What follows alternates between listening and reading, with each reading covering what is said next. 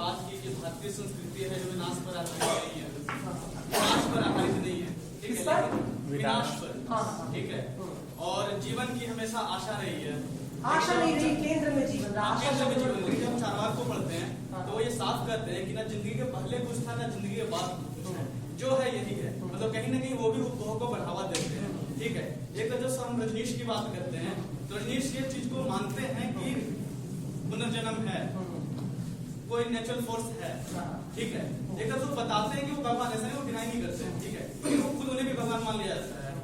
और फिर दूसरी बात ये भी है कि भारतीय संस्कृति में बहुत कॉम्प्लिकेटेड है चीज को माने, इसमें सारी चीज इंक्लूड है, कुछ एक्सक्लूड किया ही नहीं गया है, तो हम किसे माने और किसे नहीं माने।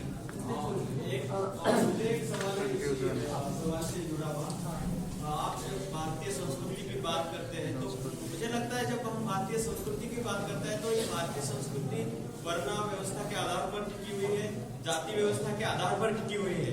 अगर हम शुरू से देखेंगे तो उस जाति व्यवस्था में किस तरह से अनेक लोगों को अधिकारों से वंचित किया जाता था, महिलाओं को वंचित किया जाता था। अगर हम उस संस्कृति को पुनः से लाना चाहते हैं तो वो कहाँ तक सही हो सकता है।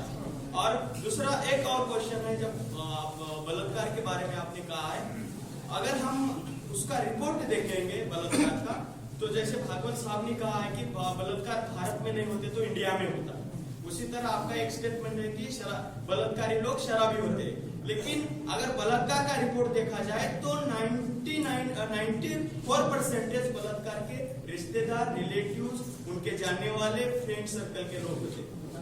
एक बात, और दूसरी बात, ये जो बलात्कार होता है 20% के आसपास, वो 15 के एज के नीचे हो सकते हैं। तो इसमें कोई शराबी और इतना कोई ठोस रीजन नहीं हो सकता। पहली बात मैं आपका ही बोल दूं कि आपने कहा कि रिश्तेदार होते हैं और आस पड़ोस के लोग होते हैं, बिल्कुल सही बात, पर किसने आपसे कहा कि रिश्तेदार शराबी नहीं होता, आस पड़ोस के लोग शराबी नहीं होते? शराबी कोई जाति नहीं है, शराबी गुण है। और आपको मैंने जो कहा, जाइए आप इसका सर्वे निकालिए, आप इसकी रिपोर्ट देख लीजिए, जितने भी बलात्कार के केस होते हैं उनमें 90% के आसपास के जो केसेस हैं उनमें लोग नशे में, इनमें भी 6 के 6 व्यक्तियों ने शराब भी पी थी और ड्रग्स भी लिया हुआ था, जो ब्रूटल मर्डर हुआ था। कोई व्यक्ति होश में है, और ये कैसे हो सकता है कि वो अपनी बेटी के साथ बलात्कार करे?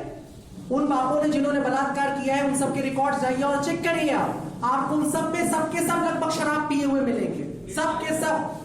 और दूसरी बात यह है कि इस तरह की जो भी घटनाएं की जाती हैं उनमें अधिकांशतः नशा पीछे से मिलता है, ठीक है। और यदि आपको लगता है नहीं इसका कोई फर्क नहीं पड़ता है तो वेल एंड गुड, आप कंटिन्यू करिए। आप तो कंटिन्यू, मेरे कहने से कौन सा शराब बंद हो जा रही है?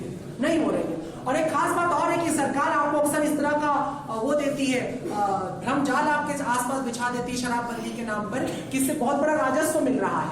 तो आप जाइए इस पर भी रिसर्च कर लीजिए और अर्थशास्त्रियों की टिप्पणियां पढ़ लीजिए कि भारत में शराब से और सिगरेट से जितना राजस्व आता है उससे कई गुना ज्यादा भारत सरकार को रोग पीड़ितों के लिए, उपचार के लिए और अपराध नियंत्रण के ऊपर खर्च करना पड़ता है, कई गुना ज्यादा। तो यह अजीब बात है कि मैं 1 रुपए कमा करके 40 रुपए भूख रहा हूं। It's all neurotic. पर ऐसा आपकी सरकार करती रहेगी, क्यों? क्योंकि उससे उसको मोटा कमीशन मिलता है, आपके ब्यूरोक्रेट्स को मिलता है, आपकी सरकारों को मिलता है, और दारू तो मिलती ही मिलती है, उसका मजा तो खैर अलग ही है। तो फर्स्ट ऑफ ऑल मैं आपको बता दूं कि ये गलतफहमी निकालती है, रिश्तेदार से शराबी की तुलना मत करिए, रिश्तेदार भी शराबी हो सकता है, इसको याद रखिए।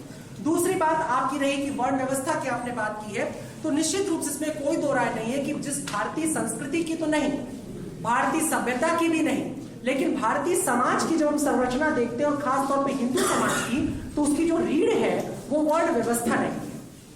और निश्चित रूप से उस वर्ण व्यवस्था के साथ समय के साथ साथ बहुत दुरुपयोग हुआ है, बहुत सारे घालमेल हुए, इसमें कोई दो राय नहीं है।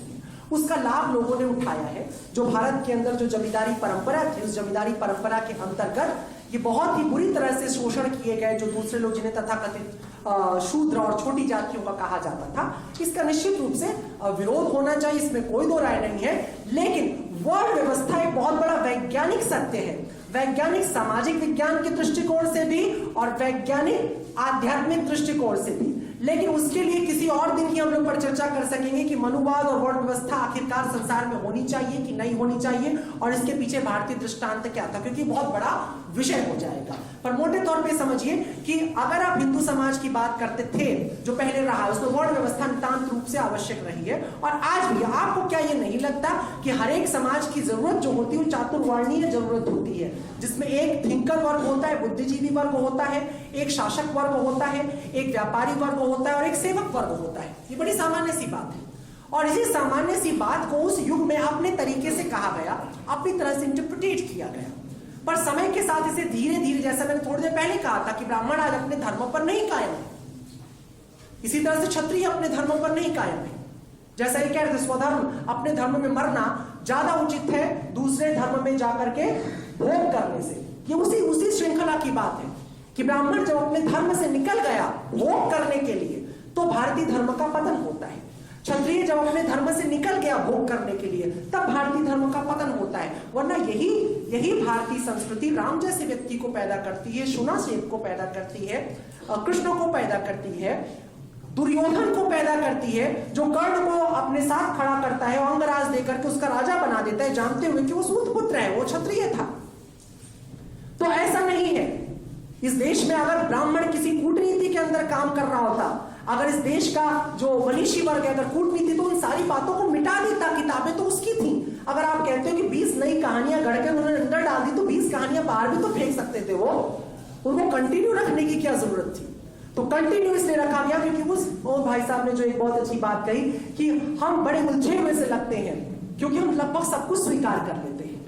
हाँ, मैंने पिछली बार विवेकानंद के जन्मदिन के समय मैंने ये बात कही थी कि वेदांत को एक शब्द से अगर तुम्हें डिफाइन करना होगा तो उसका माने होता है स्वीकार्यता, स्वीकार करने की भावना। और स्वीकार तुम्हें सब करना पड़ेगा क्योंकि इस प्रकृति में कुछ भी निरर्थक नहीं होता। बुद्ध कहता था कुछ भी निरर्थक नहीं है और हर चीज निरर्थक है।